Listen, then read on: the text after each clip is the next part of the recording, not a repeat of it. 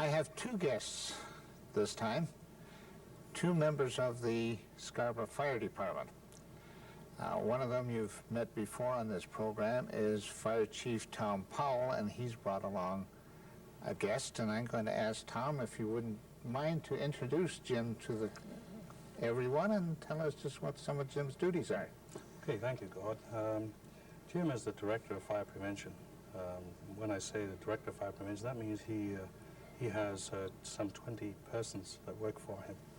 And they are essentially the backbone of the fire prevention effort of the Scarborough Fire Department. So Jim has got a tremendous job.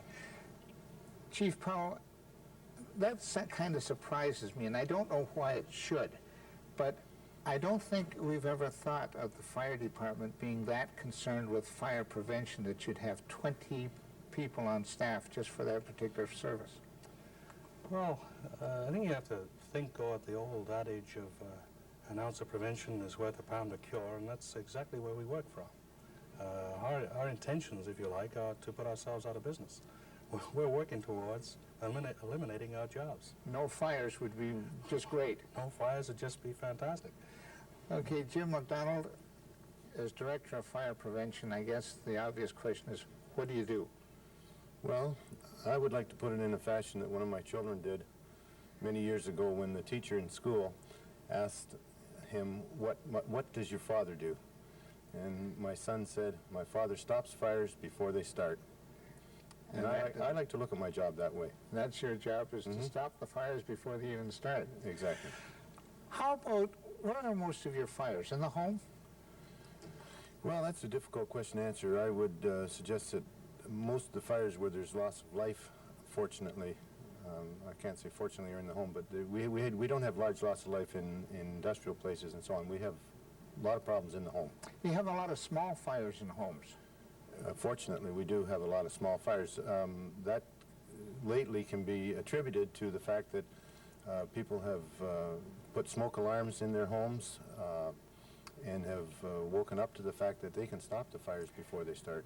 Okay, I want to talk to you about smoke alarms and about fire extinguishers in just a moment, but it seemed to me that there was, for a long time anyway, you were hearing about fires being caused while people were cooking, hot fat and that sort of thing. Is that still a danger? It certainly is. As a matter of fact, it's been since I've been on the Fire Prevention Division since 1965. It's always been a problem. We've had some campaigns to try and tell people what they can do to stop them, but the main thing people can do to stop cooking fires is don't leave a pot unattended. And if a fire does occur in a pot of grease on a stove, they should put the cover on it and remove it from the heat, and it will go out by itself. Putting the cover on it will smother it. Yeah. But the cooking fires have always been a major problem. All right, how about these people? I don't know whether you can still do it or not. I think you needed the large copper, if I'm not mistaken. But these people that take a fuse out, they haven't got a proper replacement fuse, and they used to put a penny in. Well, can you do it with a small penny? I haven't, but what do you think about those kind of people that do things like that? They're very foolish. A fuse is a safety valve in your electrical system. Approximately 18 to 20% of all fires are electrical. Is that right? That many, 18 to 20%? Yes, and it's caused by basically a misuse.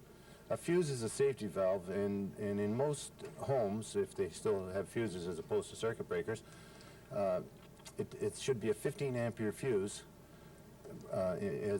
except in your dryer or stove circuit.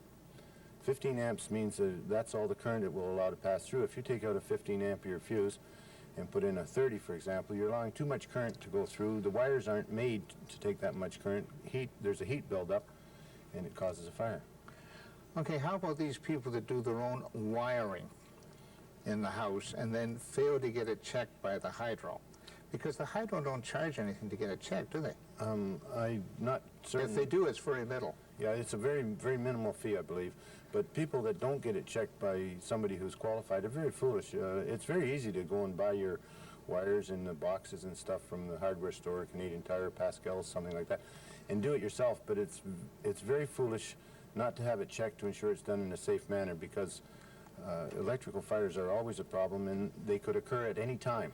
And quite often they start in behind the wall, and you don't know about it until things got going. You don't know about it until, I hope, your smoke alarm goes off. All right, that brings us very nicely up to smoke alarms. See the way, that's what you call a segue. Isn't that marvelous? The way you did that, Jim. Tell us about smoke alarms, because I think there's some confusion about smoke alarms, and there's even some dangers connected with smoke alarms if you don't look after them properly. Isn't that right? Well, the only danger there would be if you relied upon it and you hadn't replaced the battery and the battery had discharged, or if you hadn't kept it clean. That'd be the only danger that a smoke alarm itself could cause because of the false sense of preparedness that you'd have. But I would like to talk a bit about smoke alarms. They're very important. You've got one there. Maybe you can... Yes, I do. This is, I don't know who manufactures it. The important thing with a smoke alarm that people should remember once you have them and install them is the fact that you have to change the battery at least once a year. Smoke alarm is supposed to give you an audible sound to tell you that your battery is failing. On this particular smoke alarm, there's a test button. You should test it once a month and vacuum it once a month to ensure that no dust particles get in there. The principle they operate on is on invisible products combustion, and dust particles can make them become sometimes too sensitive.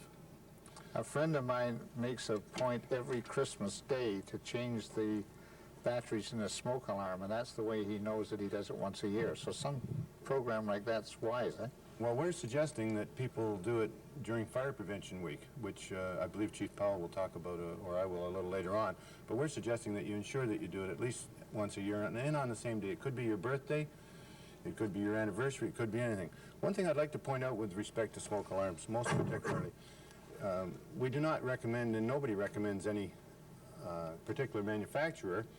The only thing that people should watch for is that it has a ULC label, which is on this box here in the corner. It's very tiny. ULC stands for the Underwriters Laboratories of Canada, which is located in Scarborough. Something like a standards of label that you get on some electrical products. Yes, same as CSA. And Underwriters Laboratories of Canada, by putting their label on it, signify that the smoke alarm has passed the standard so that it will detect the fires when it's supposed to. Is it possible to buy one that does not have that label on it? I haven't seen any for a few years. I would imagine you may be able to buy them out of the country. I haven't seen any in Canada in the last few years. So if I go down to the States and I see they're on sale real cheap, that may or may not be all right. They may have a similar label, but I mean, that's something to be concerned about. It would be. I would not buy one that does not have the Underwriters Laboratories of Canada label, and it's ULC in a little circle. Okay, so now what's the difference between a heat alarm and a smoke alarm? And when do I use one?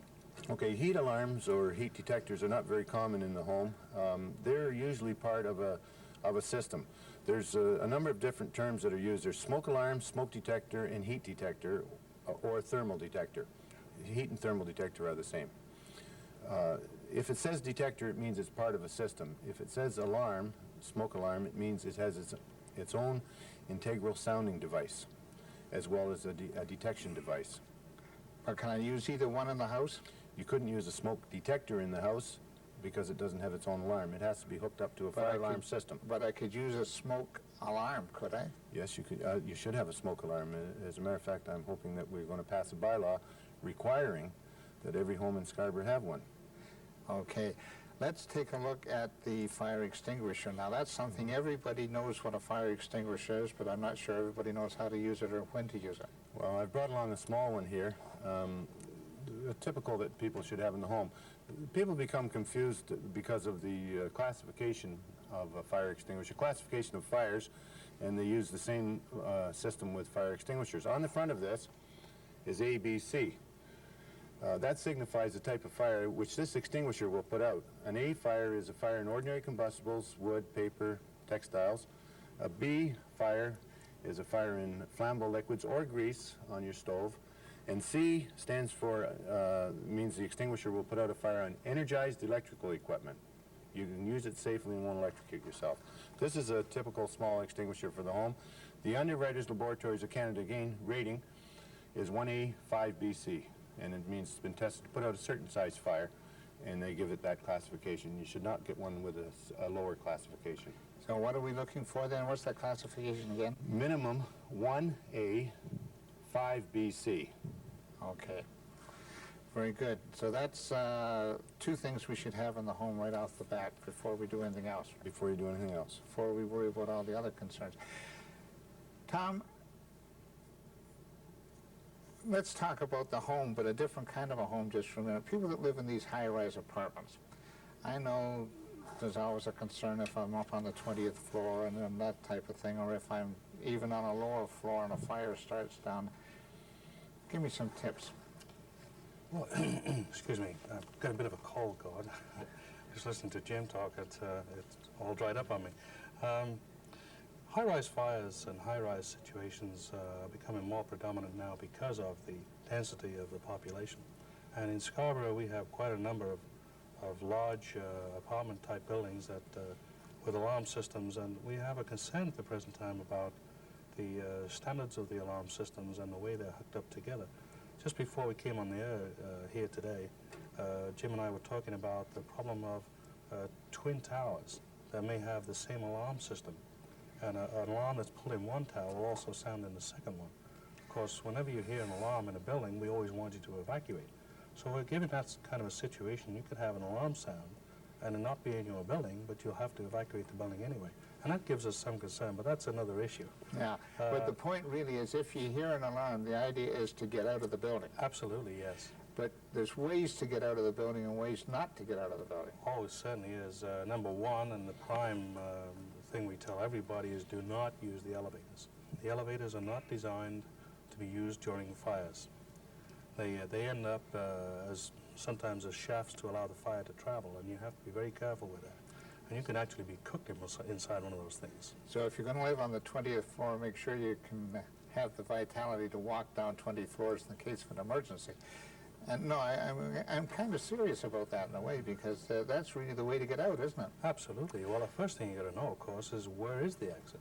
And you've got to be able to locate the exit, not only under ideal conditions of light and day, etc., but under very adverse conditions of thick smoke, where, where the visibility is zero. All right, but I'm in my apartment. The fire has started, and I guess I'm trapped in there now. Do I open the door and look up and down the hall to see what's going on, or what do I do? Well, no. If you're inside of an apartment building and there's no way you can get out of your apartment, your own apartment, I would suggest a number of things you can do. One is that you can attempt to seal the door itself to prevent any smoke entry. Now, Use wet towels or simple something, wet yeah. towels or masking tape or something of that nature that will do that for you. Secondly, go to your window and hang a white sheet out of the window to let the firefighters know that you're there. Okay. Telephone system is always available to you to talk to people and talk directly to the fire department, tell them that you're there, tell them what floor you're on, where you're located, what your problem is. There's an alarm system in all the buildings where you'll be receiving information from the fire department as the fire goes on. And probably the most important thing is, and what everybody tells you to do, and which is the most difficult to do, keep calm. Stay cool. There's no question. That's the key to the whole survival in a high-rise fire. No matter how hot the fire is, you stay cool. Absolutely, yes. Very good. We're going to be back to ask more questions, so you come back. We'll only be away for about 30 seconds.